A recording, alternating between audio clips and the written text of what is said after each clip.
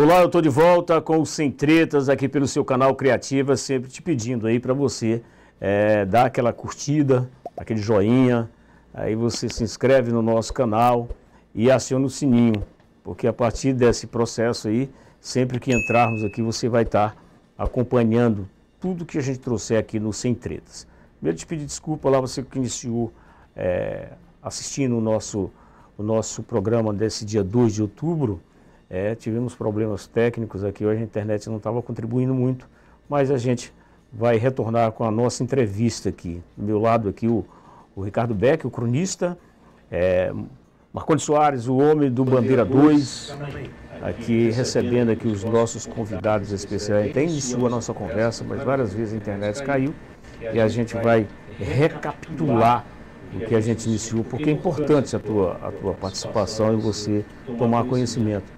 Eu precisava ter visto o nosso papo aqui em off. Muita coisa bem legal para ser discutida. Eu acho que tem que ser dessa forma. Eu acho que a gente tem que conversar isso. Eu sempre falo que não é tão importante participar da política, mas você precisa discutir ela. Você precisa participar do processo de discussão do que vem por aí.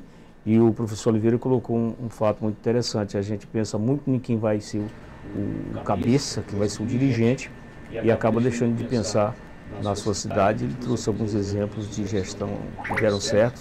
É o caso de Paragominas, que deu uma revolução. E a gente iniciou aqui perguntando do professor das nossas potencialidades, e eu gostaria que ele desse uma recapitulada para a gente do que a gente iniciou conversando sobre essas potencialidades, dessa localização geográfica do município de Açailândia, de pensar mais Açailândia. O senhor falava também com relação, político não traz indústrias que chegam, e o que o político precisa fazer é tão somente o seu trabalho. É um prazer recebê-lo aqui. Já a gente vai conversar com o Cláudio Queiroz. Eu queria saber do Cláudio Queiroz esses bastidores dessa saída de siderúrgicas nossas, desse processo da aciaria que pode garantir aí um grande desenvolvimento para a nossa cidade. Mas eu queria dar aqui mais uma vez boa noite ao professor Oliveira, que se deslocou lá da cidade de Imperatriz, nessa estrada ruim, para vir até aqui conversar com a gente. E a internet não colaborou, mas agora a gente segue. É um prazer recebê-lo. Um prazer recebê-lo aqui no nosso... Mobilidade aqui na mesa. No que se refere a Açailândia e Imperatriz, está um horror. Mas a gente havia conversado em off, e o senhor disse que a preocupação é a cidade está muito bem estruturada para que possamos escolher com maior qualidade. Vou até usar o termo, precisa ter uma boa estrutura, uma boa mobilidade, uma boa educação, uma boa assistência social ao povo, mas fundamentalmente o senhor deixou claro que para se administrar uma cidade qualquer um pode, pela ótica atual. Mas seria legal a gente ter alguém que realmente fosse capaz de unir o útil ao agradável. Isso aqui, eu me refiro sempre ao foco na cidade, no município. Porque às vezes quando a gente fala na cidade de Açailândia, mas é o município de Açailândia. O município, o prefeito, a administração é municipal, né? Então nós precisamos focar na cidade, né? No município. Porque às vezes a gente perde o foco, eu não diria endeusando, né, mas preocupado mais com quem está administrando.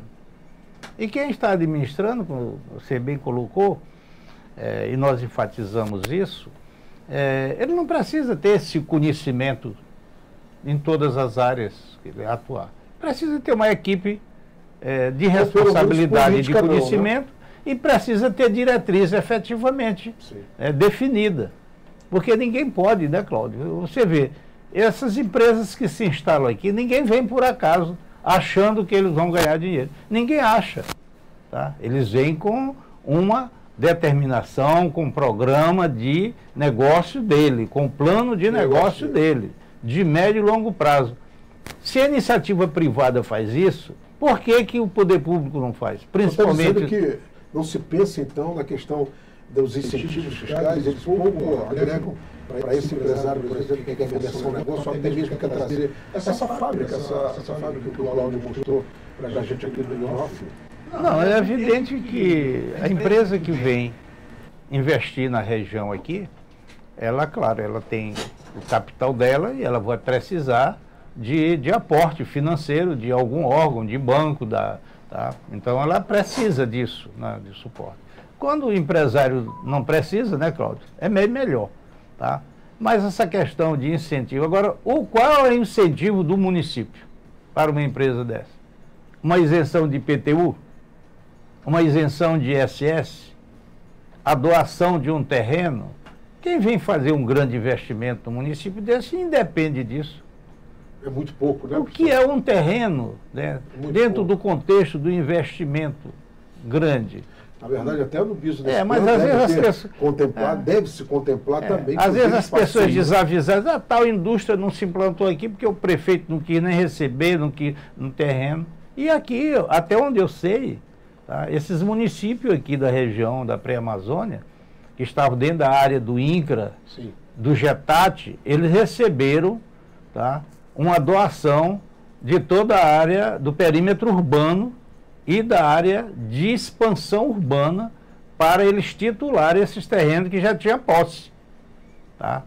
Eu não conheço aqui em Açailândia, como também em Imperatriz, nenhuma área disponível do município para doar. As áreas todas são de terceiro. Sim, verdade. Quando a Prefeitura de Açailândia implantou o sistema de título definitivo, tá? Ela não tem área. Quais são as áreas que cabem ao município? As áreas remanescentes dos loteamentos, destinadas já para benfeitorias de caráter social, tá? Escolas, mercados, já definido. Agora, o município, o GETAT, não doou terra para o município de Açailândia, doou as terras para ele já titular para quem já era posseiro. Tá? Assim como a nível das grandes propriedades que ficaram diretamente no INCRA, no GETAT. Inclusive aqui tinha o GETAT. Tá? Mas não tem área disponível aqui para doar, não. Aqui tem, não lembro em qual administração, criou-se um incipiente distrito industrial ali. No fim da pista ali, né, lá daquela avenida do quartel Praça ali, como é o nome da avenida? Polo Moveleiro ali. Lá o Polo Moveleiro. Alexandre Costa. Alexandre Costa. Eu sempre ia lá, umas coisas assim, mas não tinha assim aquela estrutura, tá? Então passou por aqui e não ficou. Então as empresas que vêm para cá, para a região, é porque elas têm um estudo, elas têm uma definição dos projetos dela. Por exemplo, a Gusa Nordeste veio aqui, implantou a guzeira dela e planificou as atividades dela. Hoje tem uma cearia. Não é isso, Cláudio? Sim. Tá. Então, estabelecida. Estabeleceu. Então essas coisas têm assim. Por que a iniciativa privada se prepara?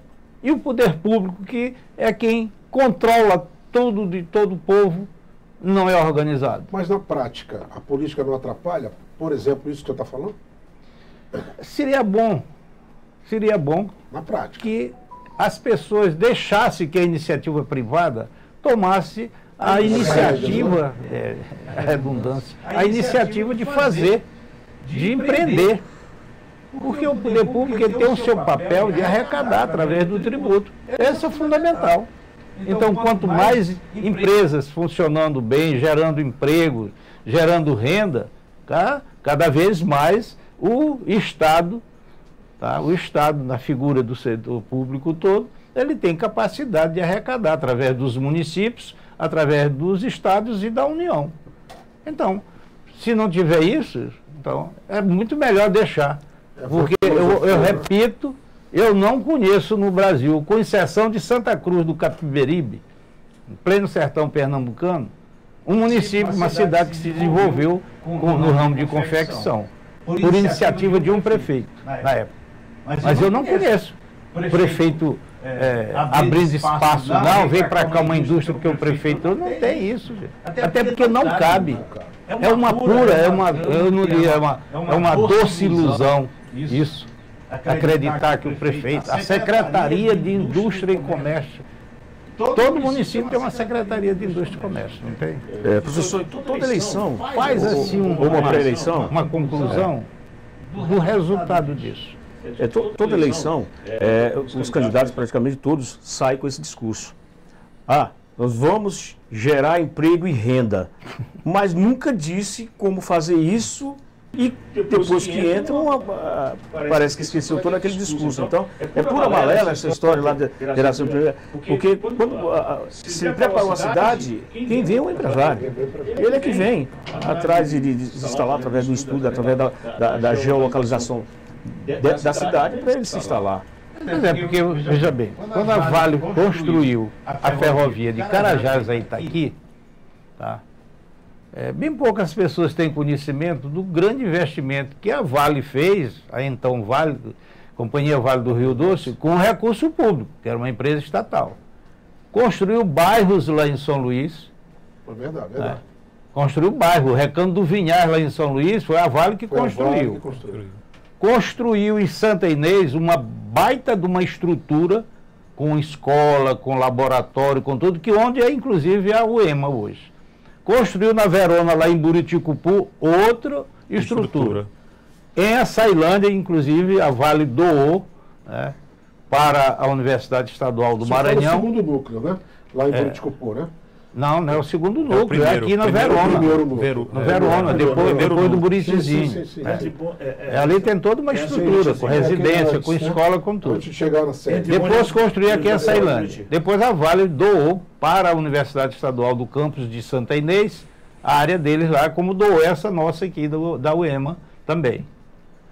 Fez outra em São Pedro da Água Branca, outra em Marabá e depois a Serra dos Carajás lá em Parauapebas. Tá?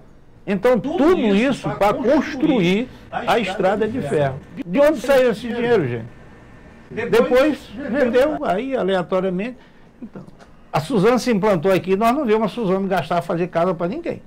Que essa argumentação que o tio falou era um engodo, eu já sabia. Eu sempre soube que era realmente um engodo, uma falácia, uma mentira, uma grande mentira, porque um secretário de Indústria e Comércio ele não tem esse poder de maneira alguma, mas eu queria direcionar uma pergunta para ti, Cláudio. De que forma o polo mecânico-metal pode transformar a cidade de Açailândia e impulsionar não só o setor siderúrgico, né? A gente diz siderurgia, mas os outros setores que certamente virão agarrados e atrelados a ela. De que forma a Açailândia pode vibrar com essa possibilidade e os números, principalmente empregos que serão gerados com essa questão aí, dessa coisa que o Ricardo falou sobre o polo, fez uma grande festa, eu até fui ouvir você lá também.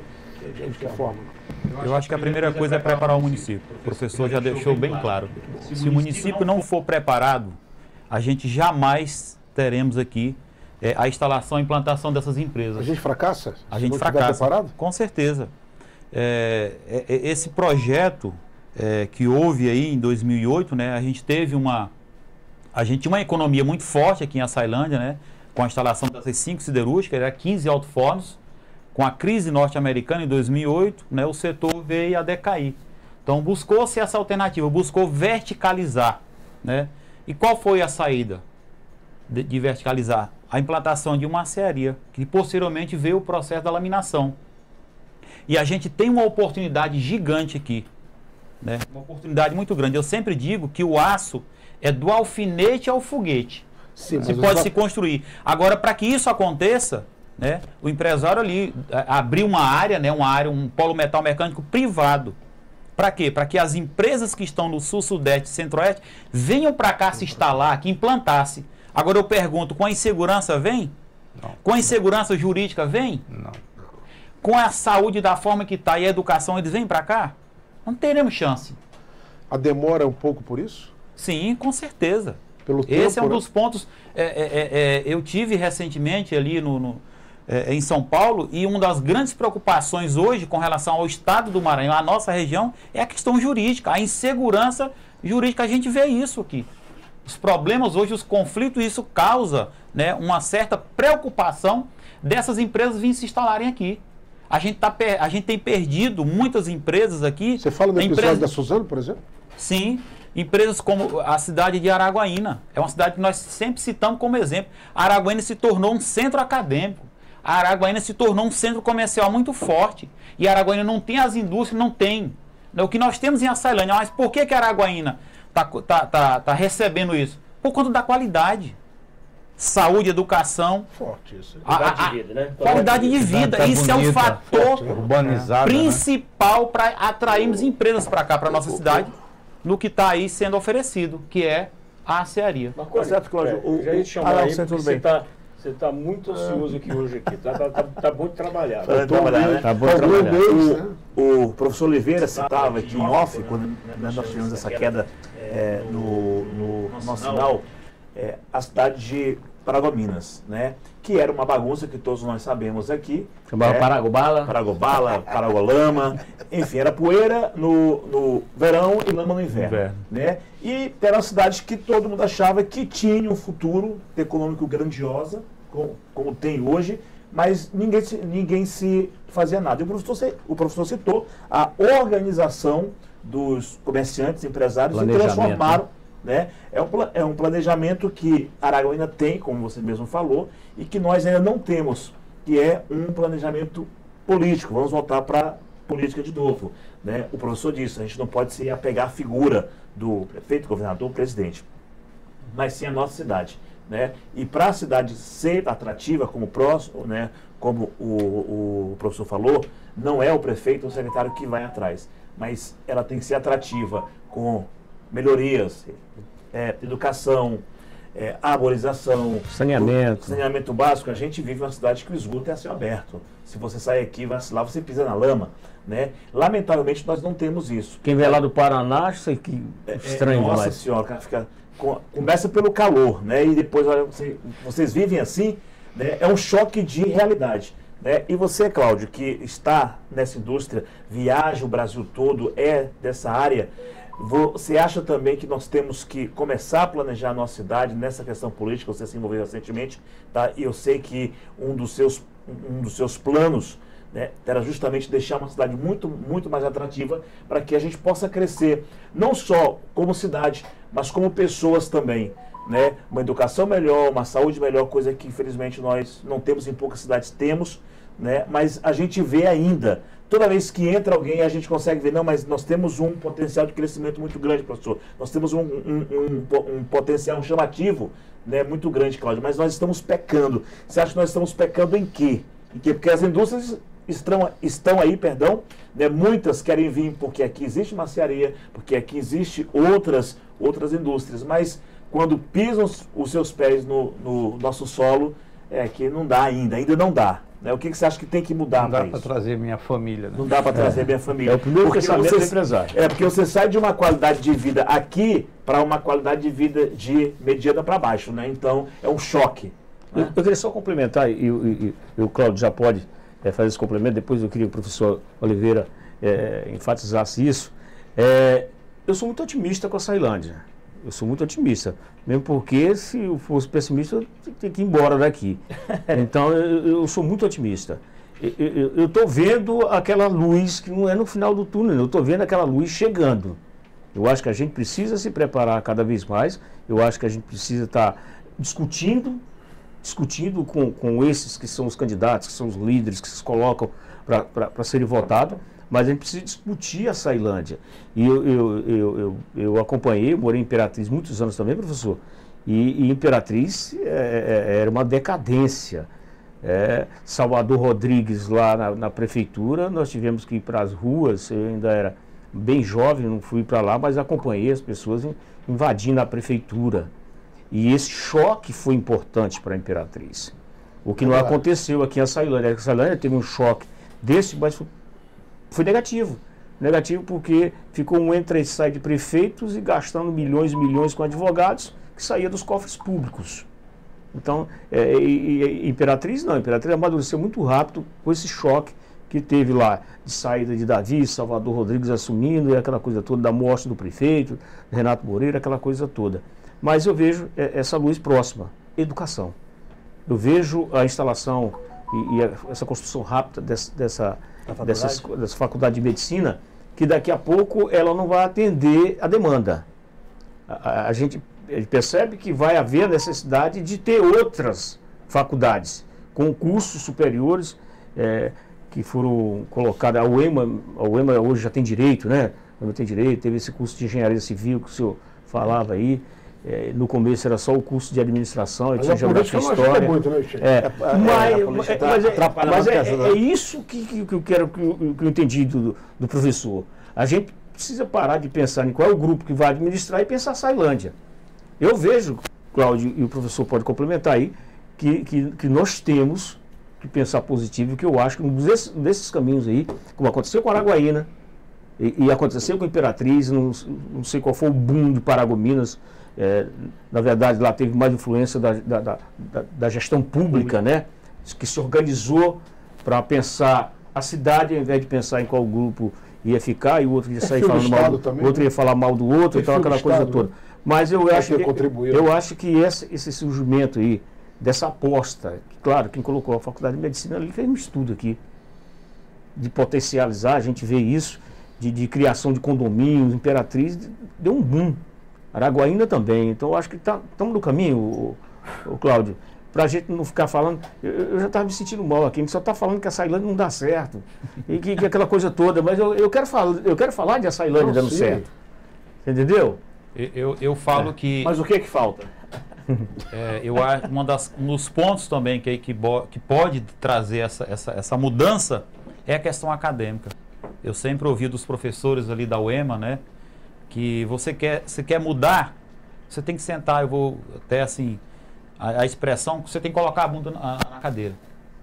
É o acadêmico, é o mundo acadêmico que consegue mudar da nova diretriz. E outra coisa também que eu sempre tenho falado sobre a cidade de Açailândia, algum gestor que chegar a se expressar e dizer que vai conseguir resolver o problema do município de Açailândia sem a participação da iniciativa privada, ele está mentindo. Ele vai enganar novamente a população de Açailândia. Eu me lembro que um tempo atrás nós pegamos aqui um gestor e levamos ele em todas as empresas.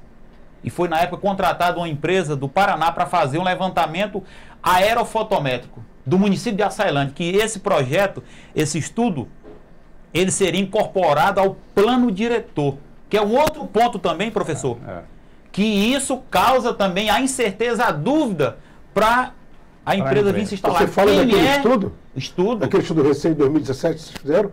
Não, é um bem anterior, 2011 mais ou menos, 2011, 2012. Só que isso não foi levado à frente porque houve a situação que a gente sabe. Mas assim, qual é a empresa que vem se instalar dentro do município de Açailândia se a gente não tem um plano diretor definido, atualizado? A insegurança. Olha os conflitos que nós tivemos no Piquiá. A gente tem tudo, eu acho que é o que foi falado. Se nós não deixarmos, se a gente começar aqui e continuar nessa mesmice, dizer assim, que é a pessoa e não for um plano, né, que esteja um olhar para o município de Açailândia, nós vamos continuar sofrendo, os nossos filhos vão continuar sofrendo. Você quer ver um exemplo? O ano passado, o meu filho mais novo, eu saí com ele daqui, Hilton Lima, e fui para a capital, Belo Horizonte. Sim. Eu fiz questão de levá-lo de carro. Eu saí daqui e fui de carro para Belo Horizonte. Nossa. Você sabe o que ele respondeu para mim? Ele falou, o que eu estou fazendo aqui em Açailândia? Ele não queria vir embora para cá mais, não. Foi muita luta para ele retornar para Açailândia. Pai, o que o senhor está fazendo no município como Açailândia? Porque é muito dolorido, é muito sofrido você ouvir uma colocação dessa do seu filho. Por que ele colocou isso? Porque ele viu a condição, a qualidade de vida de uma outra cidade. De outra cidade. Quando a gente viaja, porque a gente conhece, né, o estado do Maranhão e outros estados do Brasil, quando a gente chega aqui, a gente leva um choque. Claro. Você tentou entrar, é muito pautado, a minha pergunta ela é muito direcionada a esse fato, aí do seu filho. Você, na eleição passada, veio fazer uma aposta política, veio junto com o Dr. Benjamin, né? A gente percebe que você é um cara que entende muito essa questão da administração privada. Vou usar esse termo, né? Inclusive sabe trabalhar muito bem a questão do terceiro setor. Trabalha como ninguém nessa questão administrativa. O que o Cláudio entendeu para que viesse tentar a sorte na política? É uma pergunta que eu sempre quis te fazer, mas eu nunca tive oportunidade, estou vendo essa oportunidade hoje. O que o Cláudio enxergou? O professor, ele é literalmente ele é literalmente antagônico a uma argumentação de que eu preciso tentar entrar na política para consertar algo. Que essa é a frase mais que a gente mais ouve. Mas o que levou o Cláudio? Cláudio tem um bom conhecimento, uma boa influência, conhece o país que mora e vive, conhece a cidade que trabalha, né? Mas o que levou o Cláudio a tomar uma decisão que, literalmente, eu acredito que deva ter sido um susto para muita gente, principalmente para os teus filhos, para a tua família, por exemplo? O sofrimento.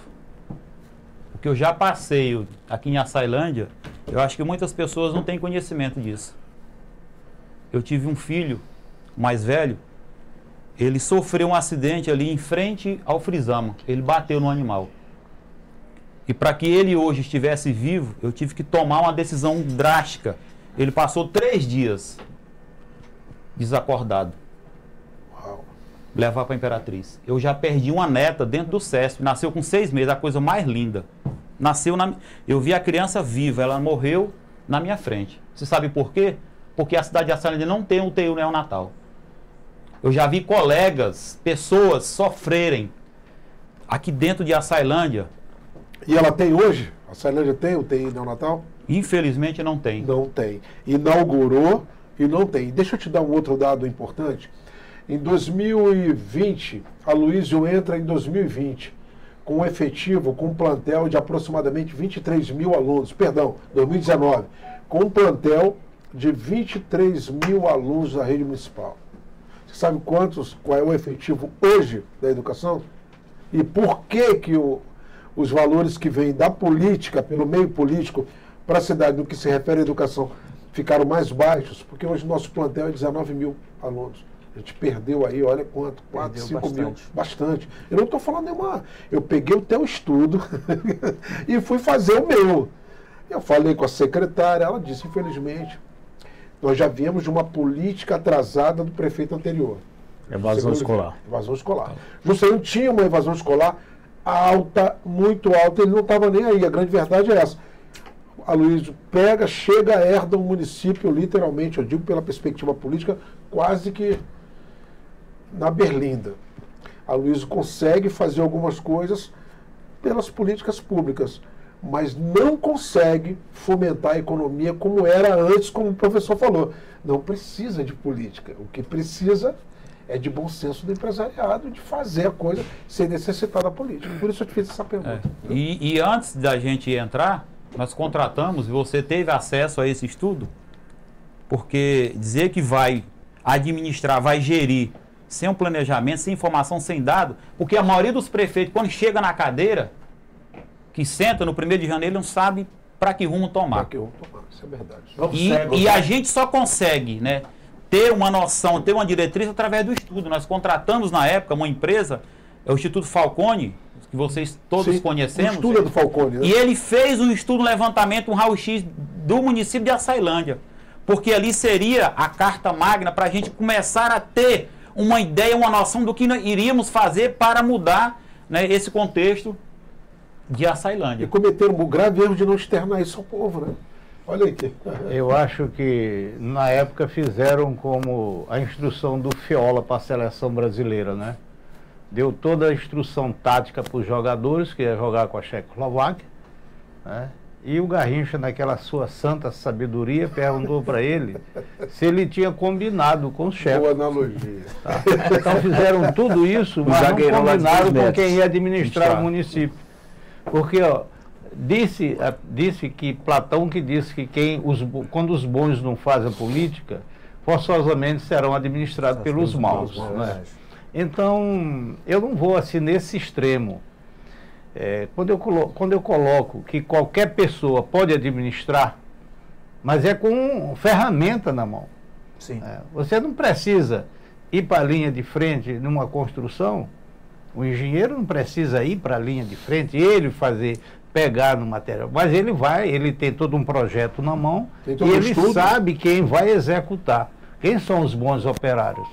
O que às vezes ocorre com a administração pública é que quem vai exercer as funções principais, de ponta, diria assim, são as pessoas que estão no entorno, Aqueles que ajudaram na política, como se diz, eu não gosto desse termo política e político. Eu gosto mais do termo politicagem e politiqueiro. Tá? Porque pouco eu vejo política. Sim, as politicagens são raríssimos. Tá? Eu gosto mais de usar, técnicos, Wilton, esse termo politicagem e politiqueiro. Tá? Então, o que é que ocorre? Essas pessoas não têm noção do que vão fazer, como você está dizendo. Você está falando uma coisa correta. O prefeito chega da cadeia, o que é que eu vim fazer aqui? Agora, bem daí tem um negócio. Quem deveria fazer uma aferição da competência, da responsabilidade maior de gerir a coisa pública, não é o povo que vai eleger de baixo, como você falou ainda agora, que o candidato disse que vai fazer, ele não sabe nem o que é que ele está falando. Tá? Quem deveria ter esse discernimento, com muita responsabilidade, era o candidato. De chegar e falar assim, eu não quero ser candidato porque eu não reúno as condições. Mas quem é que renuncia a isso? Ninguém. Né? Às vezes a pessoa vai pelo seguinte, ora, se fulano já exerceu essa função, foi eleito, por que eu não posso ser? É por essa estrada que as pessoas estão seguindo.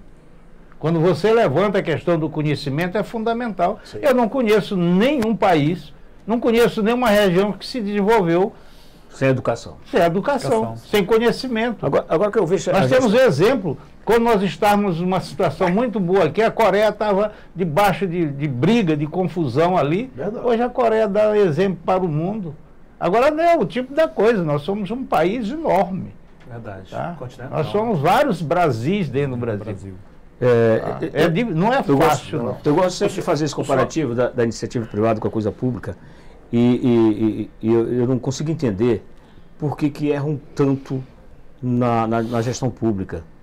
Porque a vida do empresário, o empresário ele precisa ter capital de giro, ele precisa saber comprar bem, calcular esses impostos e a sua margem de lucro. E equipe, né? E equipe, porque você tem que ter uma folha de pagamento. Com relação aos custos, já está envolvendo também. E aí sua equipe pessoal que ele vai buscar pessoas técnicas que possam garantir essa lucratividade para ele, mão de obra qualificada. Ele vai buscar isso. Na coisa pública, tem essa problemática muito grande, de apadrinhar aqueles que tiveram lá na carreata, abraçado, pedindo voto, aquela coisa toda, e acaba colocando num local onde não lhe cabe, e ele nem tem consciência de dizer assim, não dou conta disso e não vou fazer. Mas a coisa pública, professor, o senhor que é economista, você tem os valores de transferências constitucionais, aí você tem, você faz um pré-cálculo no mínimo de que você vai arrecadar de ISS pelas empresas que se tem instalado, tem que acompanhar, claro, o volume da economia para saber se não vai haver queda desse ISS, estudar isso antes para ver se vai ter condições de chegar lá no final do mês, no final do ano, ao invés de demitir aqueles apadrinhados todos para poder pagar 13º, eu não consegui ver um prefeito ainda que conseguiu planejar isso. Planejar de como vai pagar o 13º, e todo mundo sabe que tem esse 13º. A iniciativa privada já coloca isso nas suas despesas. Sim. Então, você tem que pegar dinheiro, o que você precisa fazer? Saber gastar. Eu sempre falo que todo mundo, que não é difícil ganhar dinheiro. É difícil gastar. Gastar da forma certa e aplicar da forma certa. E a coisa pública, eu acho que os gestores, até montarem suas equipes, tem que pensar isso. Gente, vamos estudar aqui e vamos aprender a gastar. Vamos aprender a gastar. Porque ele tem que só esperar chegar. Ele não tem que correr atrás, ele não tem que ver lá se a mercadoria lá em São Paulo, como você pesquisou lá está mais barato e eu trago minha margem de lucro com transporte e tudo e faço. Não, é só esperar o dinheiro cair na conta. Aí vem os decêndios, 10, 20, 30, que é o grosso dos recursos públicos que chegam, fora que já tem os carimbados, que são os constitucionais, é o dinheiro do Fundeb, é o dinheiro da saúde, que já vem específico para aquilo. Então, a gente não consegue entender, e eu acho que os nossos políticos, que eles que acabam sendo eleitos, eles que vão para a disputa, a começar a pensar dessa forma, né? O problema é que às vezes eles não têm conhecimento para pensar dessa forma. Esse é que é o problema. Porque as pessoas acham assim, eu elegi alguém para ser vereador, para ser prefeito, para ser deputado estadual, federal, senador, presidente da República, a gente fica, elegi o Cláudio para me representar, pronto. Só que o Cláudio chega lá e não tem condições de conseguir. Nós estamos discutindo isso ainda agora em off aqui. É muito difícil. Tá? Então, por isso que eu digo, as pessoas é que deveriam ter o discernimento e o conhecimento de si mesmo e deixar para quem poderia. Tá? Quando você coloca, desde a União, os estados e os municípios, todo ano, elabora o seu orçamento. Começa praticamente no começo do ano com o PPA, o Plano Plurianual de Investimento. Isso é lei. Tá? É obrigatório fazer? Obrigatório fazer um Plano Plurianual de Investimento. Depois, lá para julho, vem a LDO, que é a Lei de Diretrizes Orçamentárias. É uma lei que orienta a feitura do orçamento e dá origem à LOA, que é a Lei de Orçamentária Anual. Tá? Então, são 3 passos fundamentais para que isso vai para a Câmara para ser discutido pelo vereador. Então, ali já tem toda a definição da receita e da despesa. O que existe de direito e de fato no orçamento é a despesa. Porque a receita vai buscar, apesar como você está colocando, Wilton, tem os fundos, né, as transferências correntes e as transferências de capitais.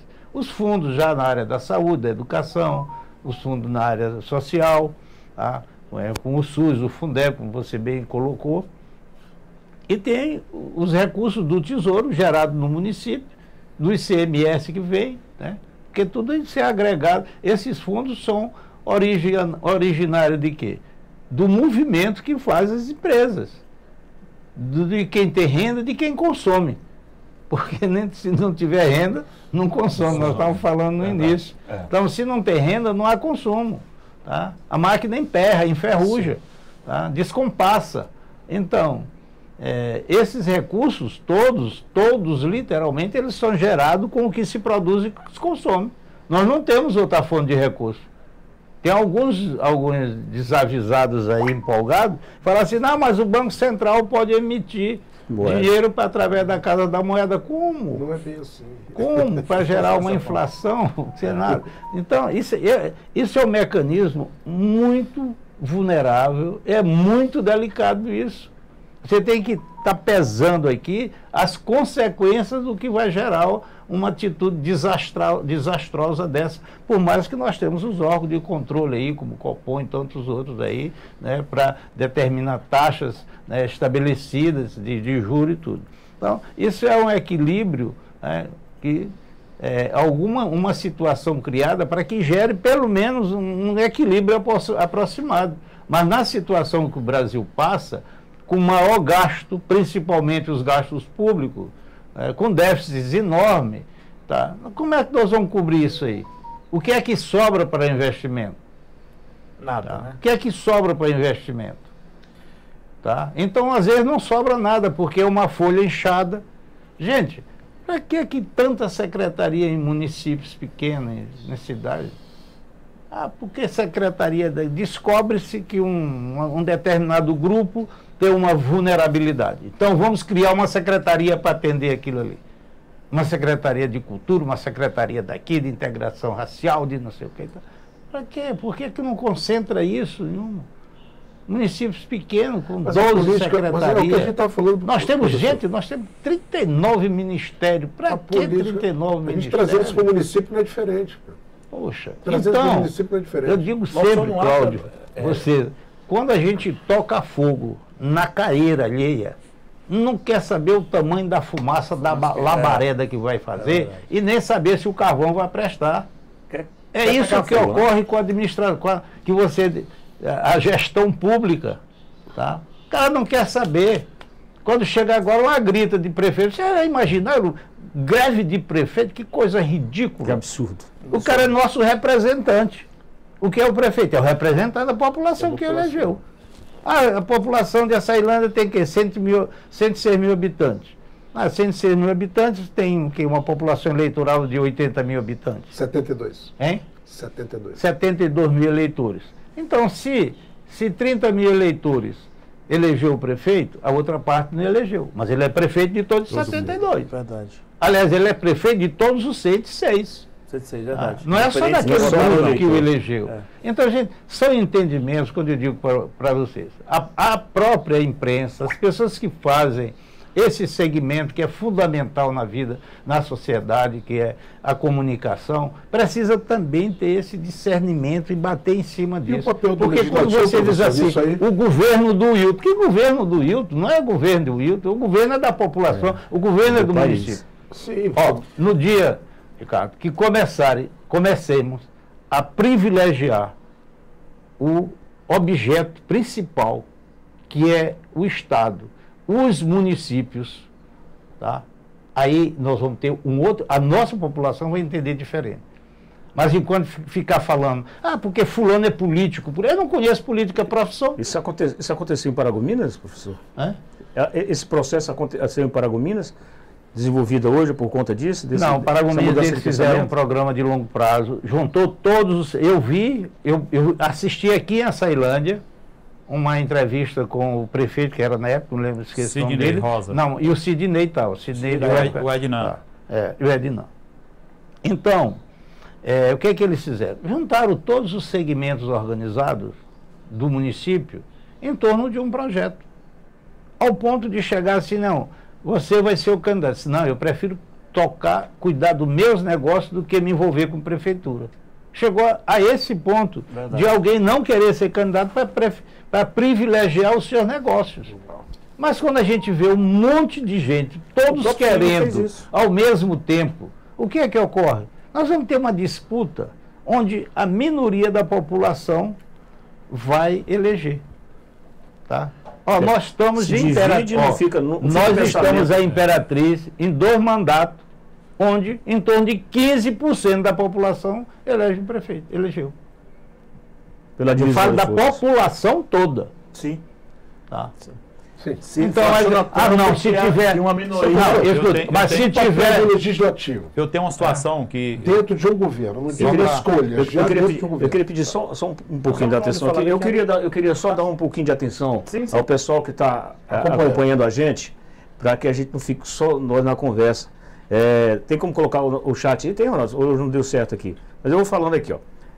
Tem o Cleison, que está por aqui, a Isabel Araújo, a Eulália, boa noite, o Wilton Ricardo Marconi, convidado, a Eulália Dias do Norte, acho que é ex-vereadora. Boa noite, professora. A Bruna Castro está aqui, também eu amo minha cidade, e é claro que tem sim que haver melhorias. A Maria Alves Criativo, parabéns, Cláudio, de fato, somente com parcerias entre o poder público e privado, para poder alavancar e potencializar nossa querida cidade de Açailândia. A Eulália voltou aqui. Verdade, Cláudio, todo governo em qualquer das 3 esferas precisa buscar parcerias com a iniciativa privada para ter uma cidade bem estruturada, com melhores condições de vida para a população. O Berg Souza colocou muito belo discurso. Formei médico, formei engenheiro florestal e não foram aproveitados. Quando retornaram, procurei agentes governamentais e privados, nem atenção recebi. Fiz investimento privado. Aqui. Entreguei currículo em diversas empresas e na mão direta de influentes não recebi nenhuma resposta. Eles estão atuando em outros estados. O Zeca Carvalho, boa noite a todos. Acompanhando aqui, está melhor que o jogo do Botafogo. Um abraço ao amigo Oliveira. Zeca Carvalho. Zeca fez uma pós. Zeca fez uma pós comigo lá na UFMA. O Zeca Carvalho lá em assessoria de comunicação, na área de comunicação lá na Universidade Federal do Maranhão. Abraço, Zeca, que sempre acompanha o nosso podcast Sem Tretas. Agora os colegas fiquem à vontade, porque tem que dar atenção para o nosso povo aqui. Para eles entrarem também aqui no nosso ritmo. Você estava falando aqui do Legislativo, né? Não, a gente falou aqui de uma conjectura para escolher, tá, melhor, bacana, escolhemos o prefeito, ele não leva a culpa sozinho. A gente tem que ter um legislativo que literalmente trabalhe para o povo. Que a gente não vê. A Açailândia, a gente tem a possibilidade de ter. Olha, o prefeito Luiz é um cara assim. Mas se a gente for olhar na íntegra, tem vereador se metendo em coisas empresariais, tem vereador se metendo em coisas que não são da as suas prerrogativas, né? Mas aí eu queria saber da sua opinião sobre e o legislativo. Qual o papel dele? Deixa eu entrar nessa conversa com o Oliveira, o professor, porque já vai se complementa, vai complementar a sua resposta. Porque o que acontece é o seguinte: pergunta para um vereador o que ele votou quando ele votou a LDO. Pronto. Pergunta para ele se ele já leu o orçamento. Eu sempre falei, todo vereador tem que ter com um livro de cabeceira, uma Bíblia ali, para ele pedir perdão dos seus pecados antes de dormir, e a outra é o orçamento do município. Os caras chegam e pedem um requerimento, que ficam disputando quem mais coloca requerimentos. E pede, por exemplo, quer um asfaltamento de toda a Vila do Demar, quando não há previsão no orçamento absolutamente para 500 metros de asfalto. Foi contemplado. Então, é o que o Bianchi colocou. Tem também essa parcela de culpa do próprio legislativo. O município, como ente federativo, ele é independente. Tá? Sim. Ele é independente. E é o único ente federativo que existe de direito e de fato. É o município. Nós temos no Maranhão 217 municípios. Nós temos no Brasil 26 estados e um Distrito Federal. Então, e a presidência, aliás, a União, que é a junção dos estados junto com os municípios. Onde é que está a maior responsabilidade? Ao meu entendimento, é no município. Porque aqui, como diz a biologia, que a gente nasce, cresce, vive, reproduz e morre. Não é aqui? Não é aqui que nós moramos? É aqui que a coisa acontece. Não é aqui que nós compramos, nós vendemos, nós produzimos? Não é no município? Tá. Por que se entrega o município para qualquer um administrar de qualquer maneira? Sem nenhuma diretriz, não diria assim, sem nenhum papel escrito. É onde está, ao meu entendimento, no lugar mais vulnerável, mais necessário, tá? No município onde se enche de pessoas para administrar, que às vezes é como o Cláudio estava falando, a pessoa chega lá, senta e o que eu vou fazer agora? Ocorre muito isso. Sim. Então, o que é que ocorre? O município é independente. Ele tem o poder executivo, o legislativo e o judiciário. Não tem uma Câmara de Vereadores, não tem um prefeito, não tem um judiciário. Então, em si, o município é independente. Claro que é dentro das diretrizes da legislação estadual e da nossa Constituição. Sim. Tá? Mas o município tem a sua lei. Tá? Além da Bíblia, ele tem que ter ali do lado a lei orgânica do município. Também. Tá? Essa aí mesmo. Para ele saber. Verdade. Tá? Porque se ele não conhece a lei orgânica do município, ele vai entender de quê? Agora, você estava falando aí, o orçamento. O orçamento, como eu falei ainda agora, ele tem os 3 passos para ser elaborado, vai para a Câmara para ser analisado pelos vereadores. Qual Câmara que analisa? Como vai para as Assembleias Legislativas dos estados e vai o orçamento para o Congresso Nacional para ser analisado pelos senadores e pelos deputados federais, o orçamento da União. Agora, isso tudo não esbarra, lamentavelmente, na qualidade de políticos que nós temos, e a culpa é nossa porque elegemos esses políticos? É por isso que eu estava falando agora que quem deveria saber e ter a competência e a responsabilidade, o discernimento de dizer assim, eu quero ser candidato, é ele mesmo. Se ele tem ou não essa competência para exercer aquela função. Porque ele não vai exercer a função para ele. Ele vai representar toda a comunidade.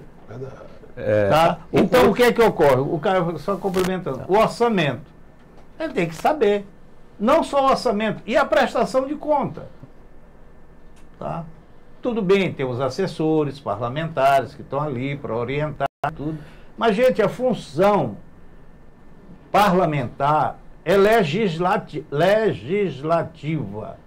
não é executivo. Quem executa é o prefeito, é o governador e é o poder central. Vereador que dá porque vou fazer obra aqui, isso é falácia, gente. Falácia.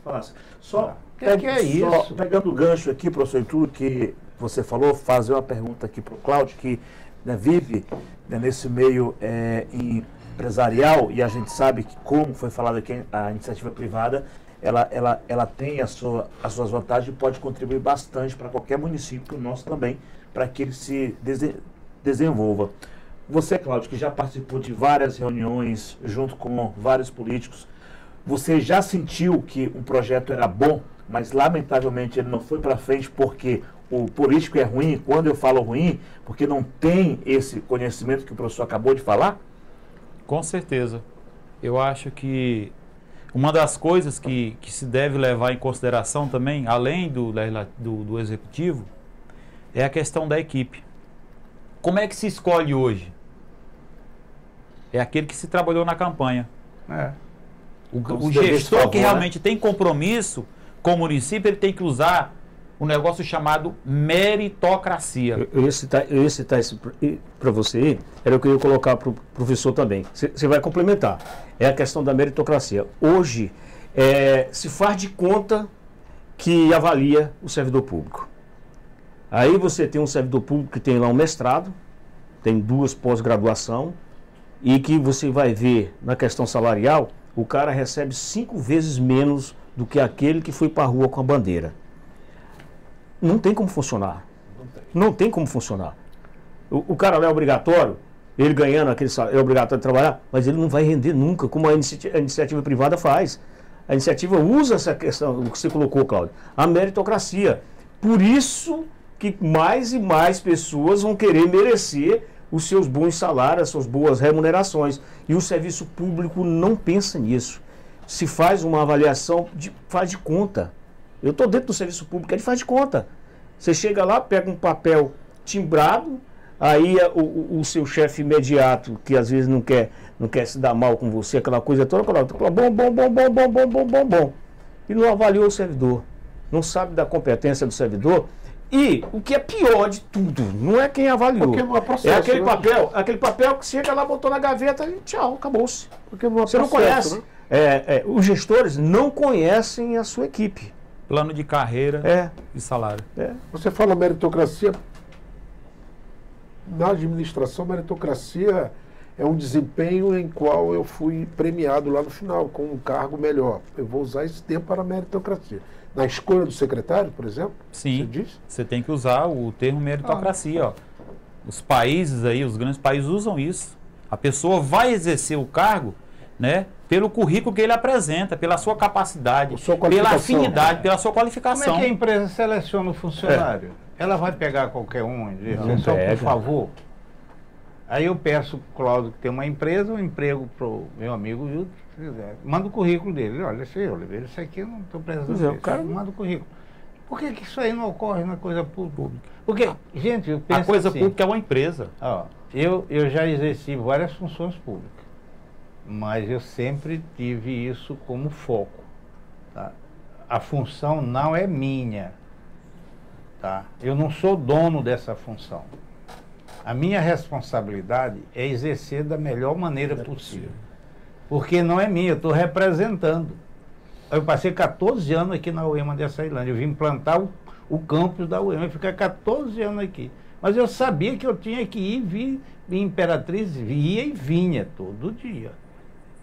Eu não me comprometi com você que eu viria hoje aqui, então eu vim. Tá ruim a estrada, tá ruim a estrada e tal, eu vou. Eu me comprometi. Então, por isso eu vejo. Por que eu vim? Porque, primeiro, eu assumi o compromisso. Eu, na verdade, até perguntei. O Cláudio me falou em entrevista, né? Mas, claro, nós estamos aqui, vim pelo compromisso. Agora, a pessoa exerce uma função pública. Primeiro é dele. Essa questão é uma questão difícil de entender no serviço público. Na administração pública, tem uns funcionários que são do quadro, como a gente chama, do quadro efetivo. Quem é do quadro efetivo? Quem foi beneficiado na Constituição de 88, que tinha 5 anos de serviço público, é o caso de muitos que nem cabe mais, né? E concursados. Mas tem em toda a administração, a nível de Estado e a nível de município, União, um quadro de pessoas, diria-se um quadro de pessoas que podem ser nomeados. Tá? Então, na lei de estrutura, tem lá tantos cargos para isso, tantos cargos, como os de secretário, que não são funcionários. Muitos não são.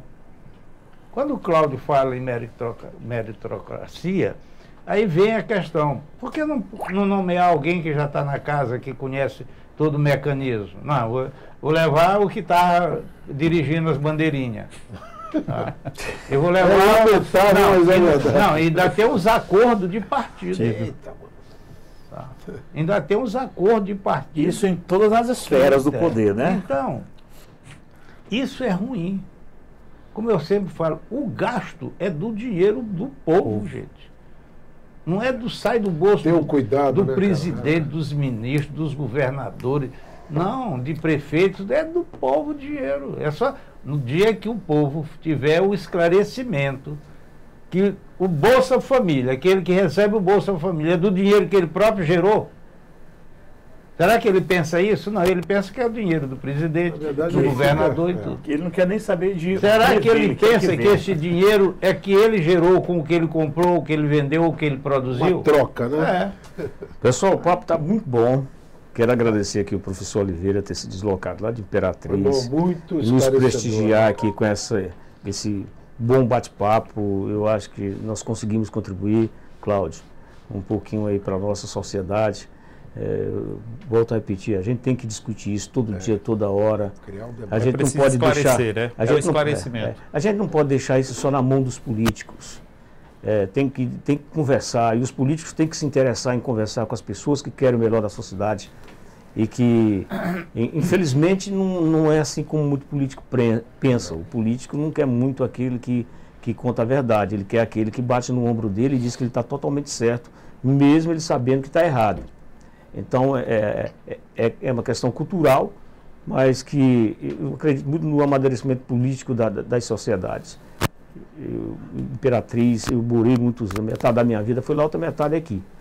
Mas a Imperatriz amadureceu muito, ainda comete seus erros ainda, mas amadureceu muito a própria classe política, mas eleição passada, você viu lá, 15% da população é que elegeu o prefeito. Então não é a maioria.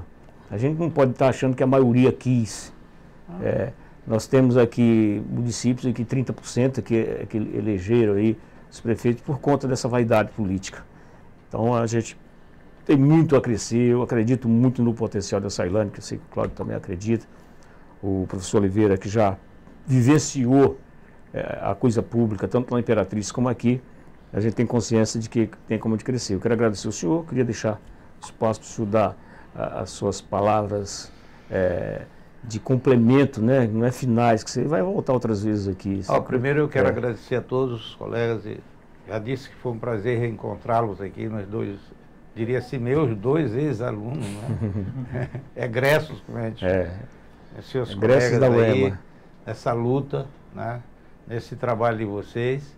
E agora que eu vou agradecer a Deus por ter nos permitido chegar a esse ponto, no final deste bate-papo, né? Onde a gente troca ideias, né? Nem tudo que a gente fala aqui é o 100% da verdade, porque eu acredito que verdade cada um de nós sabemos nos conhecemos, sabemos até onde a gente pode ir, onde a gente ficar. Agora, eu quero só deixar uma coisa aqui, colega. Eu não consigo, sinceramente, até hoje, com o meu tempo de vida e com a minha experiência, definir ou separar o profissional do político. Tá? Eu não conheço, assim, o político. Tá? Eu não conheço o político. Eu não discrimino, não separo o político. Agora, dizer assim, o político é aquele que usa a politicagem como profissão, aí sim. Mas o profissional, a pessoa de negócio, tá? O médico, o engenheiro, o economista, o administrador, o professor que vai prestar o seu serviço ali, aquilo ali deveria ter um tempo também, gente. Onde é que você já viu a aposentadoria de um procurador? Eu diria assim, de um procurador. O Cláudio é o nosso representante. Ele é o nosso procurador, não é? Está falando em nome de todos. Por que o Cláudio um dia é um procurador? Eu nunca vi procurador aposentado. de uma empresa. Você outorga um direito para alguém e depois esse cara vai cobrar, vai ser aposentado por aquela função. Onde que você já viu profissionalizaram, diria-se, entre aspas, essa coisa da política. Eu não chamo, vocês nunca vão ver Oliveira chamar alguém de político. Não chamo. Aí se eu chamar, raríssimos os que eu conheço aqui na nossa região. Aí, se falar em politicagem, politiqueiro, aí eu tem demais. Eu tem bastante. Mas não quero agradecer vocês. Obrigado, Oliveira. O certo é dessas conversas, né? Desses bate-papos, dessa troca de experiência, de ideias, quem sabe, e de informação, quem sabe algum dia se chega a um denominador comum, Cláudio, para se elaborar de direito e de fato um plano diretor para a Ceilândia, tá? Um plano diretor para a Ceilândia, e dentro desse plano diretor, evidentemente, todas as ferramentas da boa administração.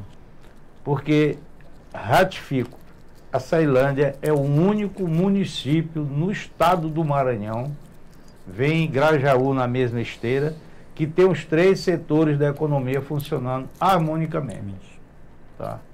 Os outros, de São Luís para cá, todos, é só setor primário, ou secundário, ou setor secundário, ou terciário.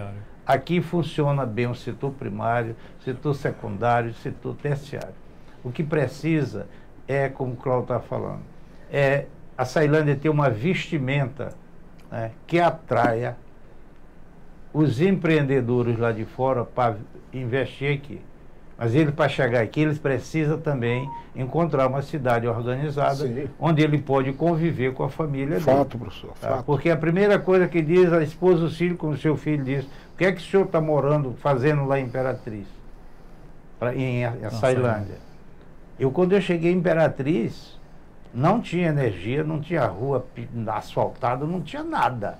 Em 75 não tinha nada, literalmente. Mas a cidade tinha muita serraria, muita usina de arroz e muitos negócios rolando ali. É como eu digo, quando eu cheguei em 2012 aqui na Ceilândia, a cidade era pujante, o progresso brotando e a administração do município bagunçada aí. Entra prefeito, sai prefeito, entra prefeito, sai prefeito, entra um, sai outro. Em 2 anos parece que mudou 9 vezes a administração. E nós assistindo. E para mim foi aquela época, uma época da autoafirmação da economia de Ceilândia. Foi ali que gerou tudo que você está falando, o projeto da Cearia começou. E hoje nós temos a Ceilândia aí produzindo grãos, nós temos a Ceilândia com um rebanho expressivo, o maior do estado do Maranhão, entroncamento de rodovia, vai ser entroncamento de ferrovia, nós temos tudo para ser um grande município. Tá? Agora, precisa a população se unir e os homens públicos, não os políticos, os homens públicos e os segmentos organizados da comunidade se juntar e dizer assim, nós queremos alguma coisa para a nossa cidade, não é para nós já temos, é para a nossa cidade. Muito obrigado. Obrigado, Oliveira. Cláudio, fica à vontade aí para... Quero aqui, né, agradecer o convite, a oportunidade, né, de estar aqui vendo o nosso professor. Coisa boa, né, você ouvir o mestre, né, não tem... O mestre, como sempre, tem mais conhecimento e bagagem, né, do que o aluno. Né, para nós é um prazer muito grande, né, estar nesse debate aqui. Agradecer ao Wilton, agradecer ao Ricardo, o Beckman, agradecer o Marconi, a Marli, o esposo, e a todos que estão nos assistindo, né? E dizer que a gente sonha. Meu pai, ele sempre falava uma frase, ele disse que só tem 2 lugares bons para se morar. Um é o estado do Maranhão e o outro é a cidade de Açailândia. Aqui nós escolhemos para morar. Aqui os nossos filhos nasceram, né, e estão aqui residindo até hoje porque a gente sonha com uma cidade melhor. E é possível. Nós temos toda a capacidade de mudar a cidade, essa situação do município de Açailândia. Porque é uma cidade, como o professor diz, bem localizada, topografia, geografia, terras, mão de obra, né, tudo que você possa imaginar hoje, a cidade de Açailândia oferece. E nós temos aí uma grande empresa que ela pode se tornar, fazer com que o município ele volte a ser, e eu sempre discuto ali com os colegas lá, os diretores lá em Imperatriz, que a cidade de Açailândia vai voltar a ser a segunda economia. Ele disse que jamais, eu digo, vai sim. É uma questão de tempo. Mas isso vai passar a acontecer a partir do momento que nós colocarmos alguém que realmente tenha a capacidade, o compromisso e a honestidade para gerir o município de Açailândia.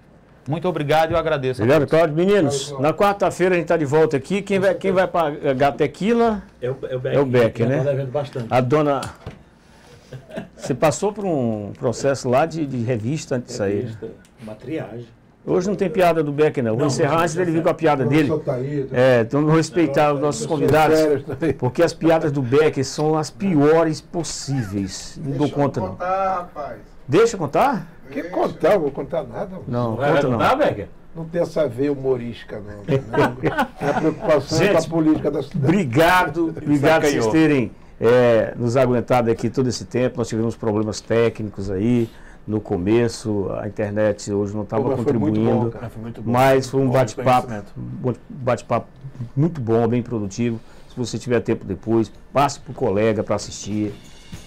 Assista a entrevista lá, vamos acompanhar, junta a turma. Muita gente chegando depois, né, você coloca lá na TV de 55 polegadas, 60 polegadas, e senta todo mundo lá, aí pega a tequila do Beck, senta lá no chão e vamos. Porque é interessante, você acha que eu estou brincando, mas eu estou falando sério. Vale a pena. Vale a pena aqui você acompanhar o que foi discutido aqui, o que foi tratado aqui no nosso podcast Sem Treta. Esperamos ter podido contribuir com você. Mas eu peço você, sempre que vier aqui no nosso canal, assessor, sempre manda, você deixa lá seu joinha, você se inscreve no nosso canal, é de graça, aciona o sininho, você vai receber muita informação de forma gratuita e ainda vai incentivar a gente a estar todos os dias aqui, às noites, fazendo esse trabalho que a gente faz por amor, por buscar melhoria para o município de Açailândia. Essa é uma ferramenta nova, mas que precisa do apoio seu, que nos acompanhe. Se inscreve lá no nosso canal, tá? Não deixe não. A gente se encontra na quarta-feira com mais um Sem Tretas aqui, trazendo tudo que vai acontecer daqui até quarta, né? Beck, o cronista, a Condiciora, a gente volta. Obrigado mais uma vez aos nossos convidados e a gente se vê na quarta. A gente agradece. Abraço a todos. Um abraço a todos.